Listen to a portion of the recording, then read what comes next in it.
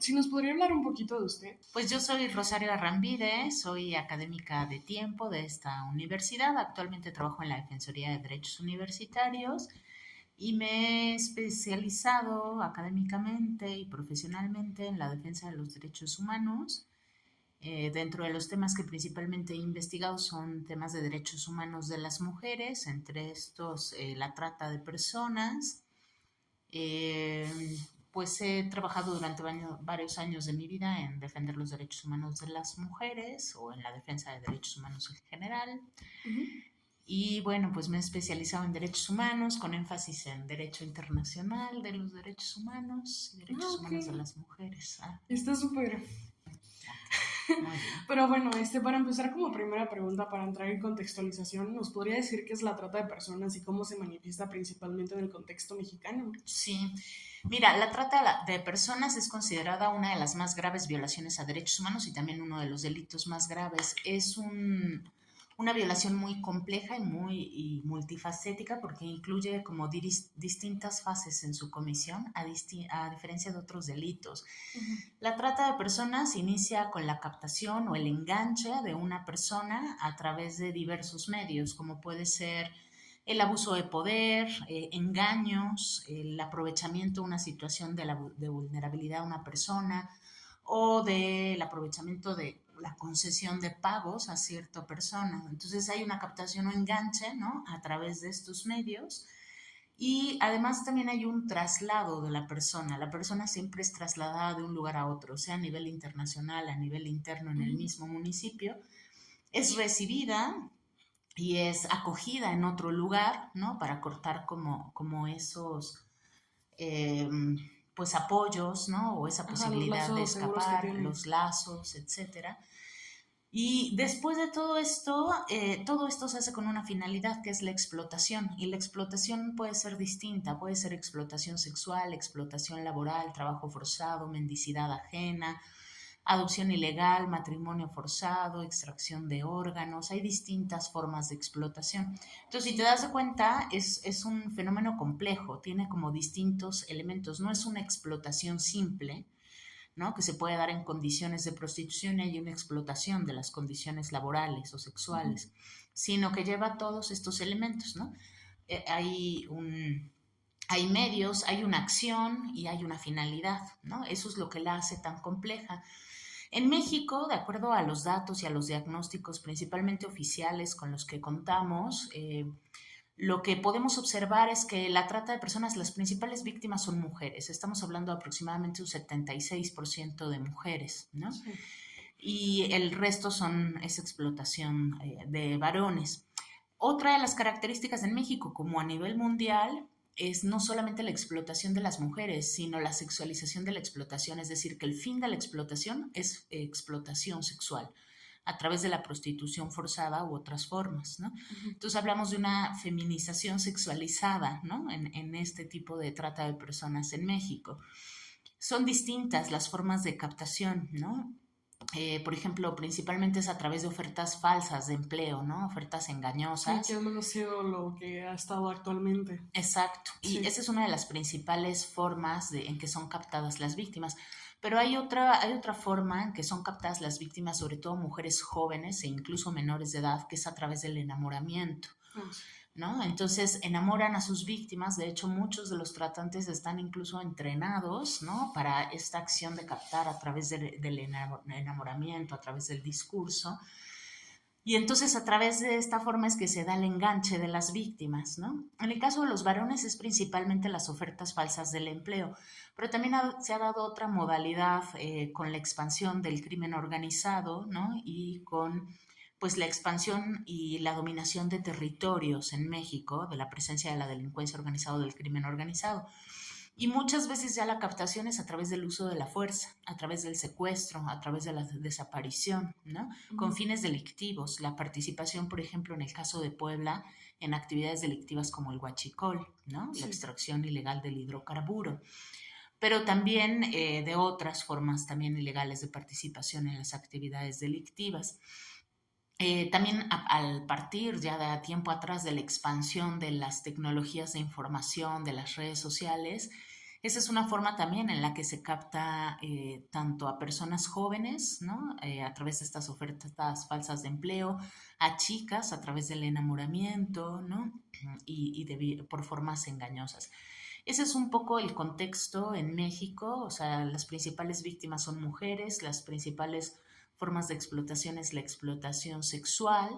Dentro de estas mujeres hay muchas menores de edad, ¿no? Si quieres ahora te doy como algunos datos del último diagnóstico que sacó la Comisión Nacional de los Derechos Humanos. Entonces, además, por ejemplo, Puebla se encuentra dentro de los primeros 5 lugares a nivel nacional en materia de trata de personas. Y algo que a mí siempre me es importante colocar es que de acuerdo a esta Organización de las Naciones Unidas contra la Droga y el Delito, por cada víctima que es identificada, existen 20 víctimas más sin identificar. ¿Por qué? Porque están en una situación de clandestinidad, de cautiverio, porque son movidas constantemente de un lugar a otro para evitar, ¿no?, la persecución de las autoridades, ¿no? Entonces, muchísimas víctimas, Naciones Unidas nos habla de más de 40 millones de víctimas, ¿no?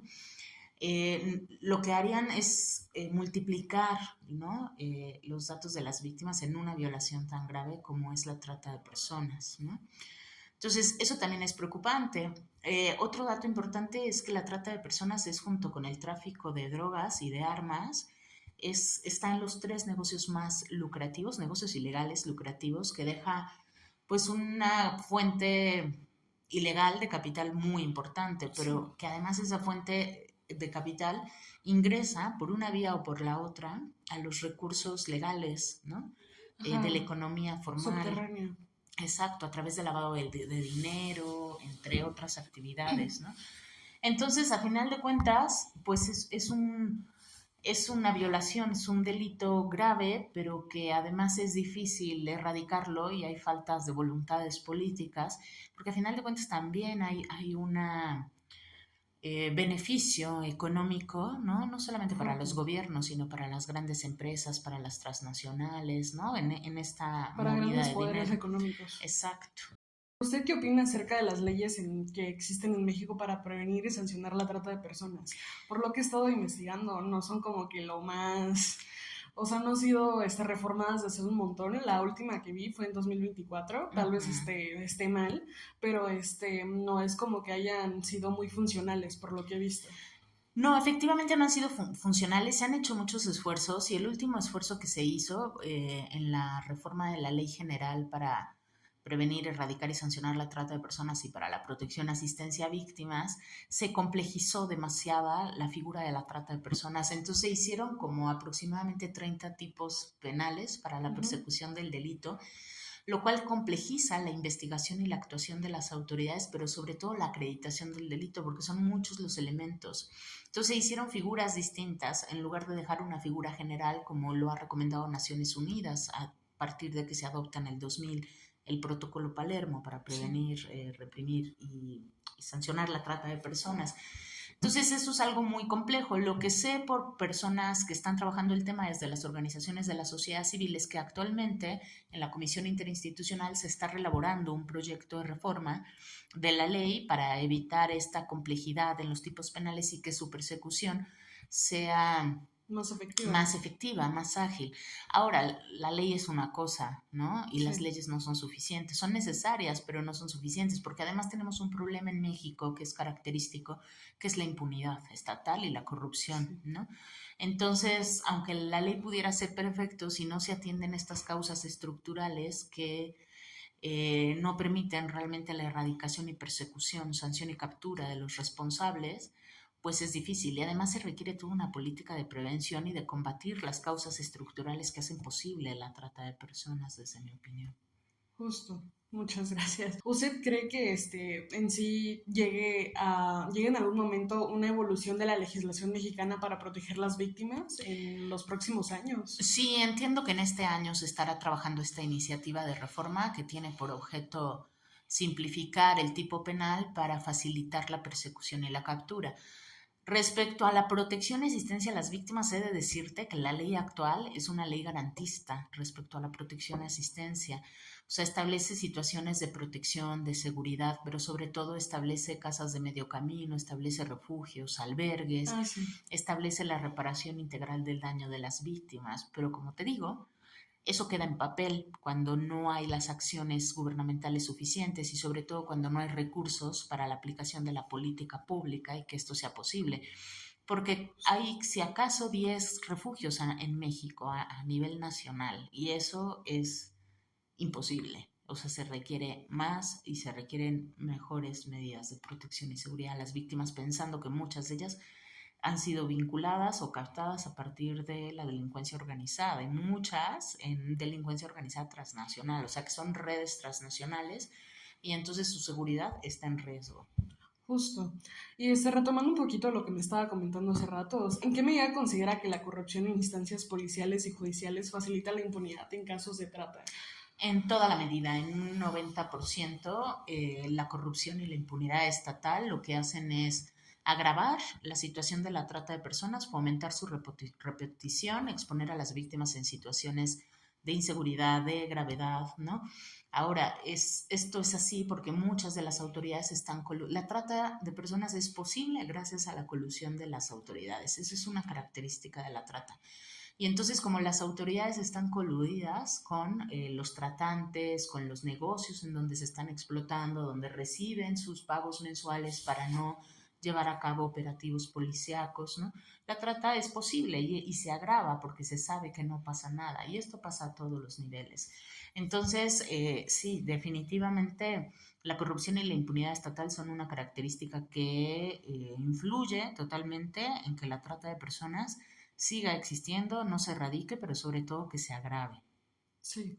¿Y usted cree que exista como que alguna forma o método dentro del marco jurídico para romper como esta clase de impunidad que existe o esta corrupción que existe de la parte policial?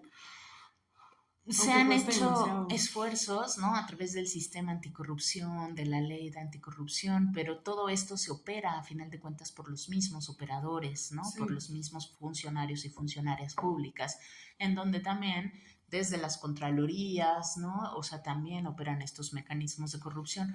Yo lo que sí creo es que se tienen que reforzar estas legislaciones en materia anticorrupción, en donde existan sanciones para aquellos que imposibilitan o que influyen, ¿no? En las investigaciones de las autoridades, de los servidores y las servidoras implicadas en temas de corrupción, ¿no? Y donde haya mensajes claros. Justo, y esto, bueno, mi siguiente pregunta viene algo relacionada. O sea, ¿usted cree que es accesible para las víctimas el sistema de justicia en la práctica, considerando las barreras sociales, económicas y culturales? No, es totalmente inaccesible. Yo trabajé años acompañando a víctimas en la defensa de sus derechos humanos. Es totalmente inaccesible, es desgastante, los tiempos de espera, los tiempos de resolución, no hay una actividad procesal autónoma por parte de las autoridades, es decir, si las víctimas o sus representantes no están detrás de la investigación, las autoridades no avanzan en los procesos de investigación. Hay una insensibilidad hacia las víctimas, hacia sus necesidades, hacia los impactos que hay que reparar, ¿no? Los procesos en México se caracterizan, los procesos de justicia, por la dilación y por las irregularidades, y tan es así que no son llevados diligentemente, que cuando llegan a una segunda instancia, que es la judicial, ¿no? Muchos de los casos son desestimados o rechazados, ¿no? Por las irregularidades y la falta de debida diligencia que hubo en la investigación primaria por parte de los operadores de justicia. Y sí, es terrible. Yo creo que hay también problemas estructurales, que es la necesidad de reforzar las instancias de justicia, garantizar la autonomía de las instancias de justicia, pero sobre todo reforzar con recursos no solamente económicos, sino personales, técnicos. Hay ministerios públicos que no tienen ni con qué trabajar, literalmente, dentro de las investigaciones. Entonces requieren reforzar totalmente una modificación, una reforzamiento estructural de las instancias de justicia. Sí, una renovación completa. Uh-huh. ¿Usted ha visto situaciones en que el sistema jurídico ha revictimizado a las personas que denuncian la trata? Por lo que he estado viendo en varias redes sociales, bueno, esto es redes sociales, pero hay personas que denuncian que fueron víctimas de trata y, o sea, comentan que fueron revictimizadas por el sistema jurídico y que no fueron tomadas en cuenta. Pero usted, ¿qué me podría decir cómo esto se podría evitar? Uh-huh. Bueno, primero te diría que sí hay un proceso de revictimización. Yo te voy a hablar de mi experiencia cuando acompañé a víctimas de trata y esto fue hace muchos años y fue en el estado de Chiapas. Primero, muchas víctimas dentro de los operativos son revictimizadas porque son detenidas como si fueran las tratantes, ¿no? Mientras que el empresario, el propietario se encontraba Impacto. libre, ¿no? Entonces había muchas mujeres detenidas en los cerezos, ¿no? Que en realidad habían sido víctimas y que estaban como victimarias. Eh, Esto se ha ido modificando, ¿no? Pero también algo de lo que sucedía era la exposición o que se filtraban sus datos a los medios de comunicación o sus fotografías. Eso les coloca en una situación de vulnerabilidad terrible, pero además también es un proceso de revictimización. Otra de las cosas que se observaba dentro de la revictimización es la criminalización, ¿no? La criminalización por haber aceptado cierto trabajo, ¿no? Relacionado a modelaje o alguna Ajá, actividad en justo. algún bar, ¿no? Cuando la obligación de las autoridades es investigar sin cuestionar ni Sin interferir con tacharlas. estigmas o prejuicios de cualquier tipo, ¿no? Entonces sí, son bastantes. ¿Cómo podría enfrentarse o reducirse esta situación? Yo siempre he insistido en la capacitación, la profesionalización, pero sobre todo la sensibilización de los operadores de justicia en temas de género, ¿no? Y en temas de interseccionalidad sobre el tratamiento de las víctimas, la identificación de las víctimas de trata, que es algo complejo, ¿no? Y esto no puede darse con uno, dos, tres talleres, que es como a veces pretende atenderse, sino que tiene que ser una política de profesionalización continua, periódica, evaluable, monitorable, entre otros Ajá, elementos. debe ser palpable esto, Uh-huh, no debe ser como tomado muy a la ligera. También uh-huh. esto es lo que estaba platicando con el anterior entrevistado, que justamente No, o sea, el por qué se llega a tomar tanto a la ligera. es que fíjate que no solamente es la trata de personas, Son es en la varios mayoría de factores. los delitos. Lo mismo le pasa a los familiares de personas desaparecidas, lo mismo le pasa a las mujeres que denuncian violencia. Hay una sensibilidad, una insensibilidad de los operadores de justicia, pero además hay un hartazgo de los operadores de justicia de los asuntos que atienden, ¿no? De la falta de recursos con los que cuentan. eh, yo creo que las denuncias sobrepasan a la cantidad de operadores de justicia que hay. Cuando yo litigaba, yo podía ver, o sea, la cantidad, túneles así de expedientes que un solo ministerio público llevaba, ¿no? Pero además esa insensibilidad, pues se tiene que contrarrestar. Eso por un lado, y por otro lado las condiciones laborales en las que trabajan. Y con esto no justifico, porque al final de cuentas hay un elemento de insensibilidad, ¿no? Que tiene que ser atendido a nivel estructural por la administración Sí, pública. justo. Y ¿usted cree que bueno, en el tema de trata de personas, cree que puede haber como algún tipo de cooperación internacional por ONGs o bueno, principalmente ONGs o partes de la ONU que puedan tratar de hacer como programas distintos que los que se promueven aquí bueno, aquí en México? Ujú. Hay cooperación internacional, hay bastante Sí, cooperación internacional de la UNDOC, de de parte de Naciones UNICEF. Unidas, de UNICEF, de UNIFEM, de Pero ¿usted cree que Amnistía. verdaderamente son efectivas?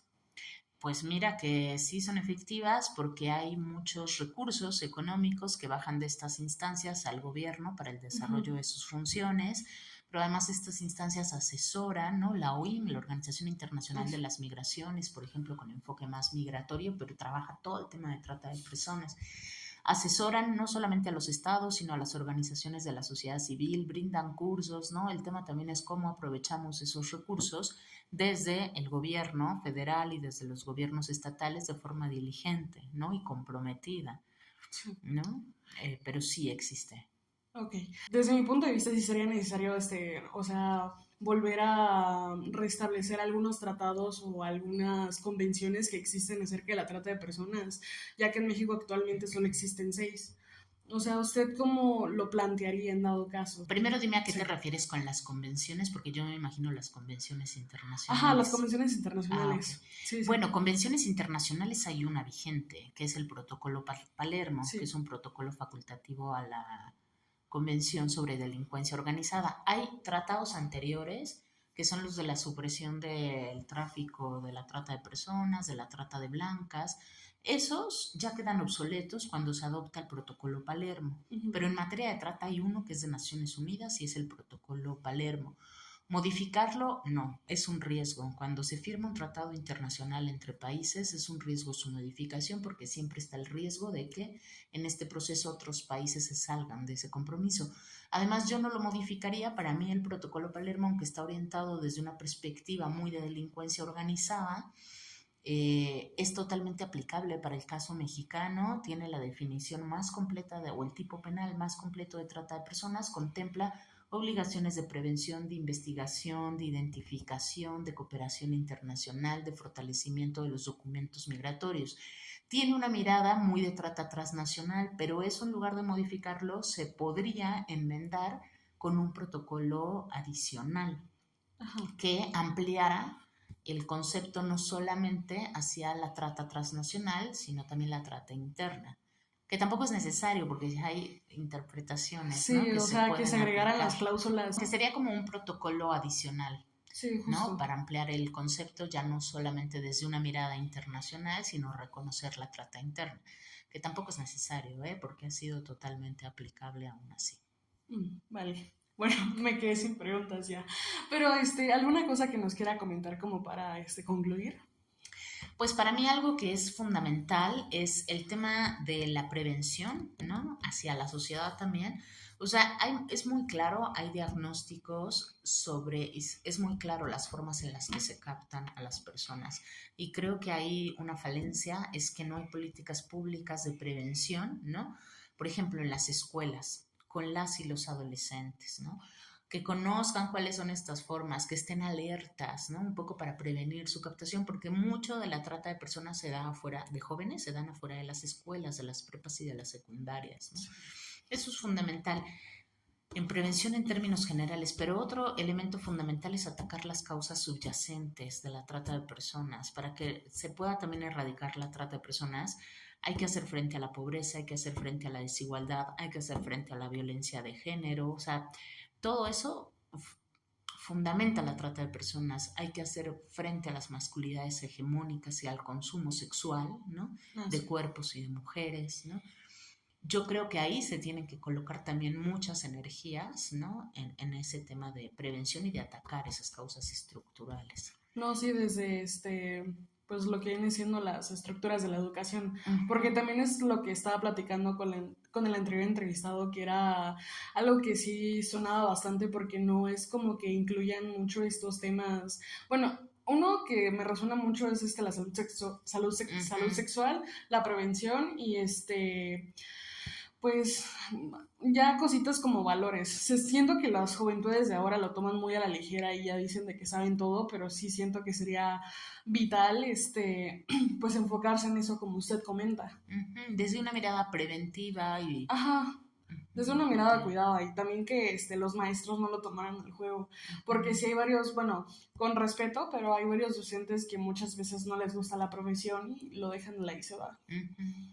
Sí, y yo creo que cuando hablamos de estas graves violaciones a derechos humanos, es responsabilidad de todos y de todas, ¿no?, ver la forma de cómo informar, sensibilizar, etcétera. Prevenir y demás cositas.